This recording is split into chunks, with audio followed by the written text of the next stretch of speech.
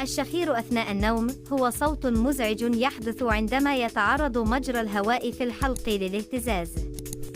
هذا الاهتزاز يحدث عادة بسبب انسداد جزئي في المجرى الهوائي، مما يؤدي إلى صعوبة في التنفس.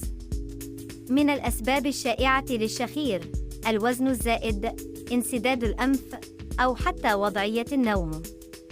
إذا كنت تعاني من الشخير، فقد يؤثر ذلك على جودة نومك ونوم شريكك. لكن لا داعي للقلق، فهناك حلول فعالة. يمكنك تجربة فقدان الوزن، أو استخدام وسائد خاصة لتحسين وضعية النوم، أو حتى استشارة طبيب مختص إذا كان الشخير شديداً. في بعض الحالات، قد يشير الشخير إلى مشاكل صحية أكثر خطورة مثل انقطاع النفس أثناء النوم. لذا، من المهم عدم تجاهل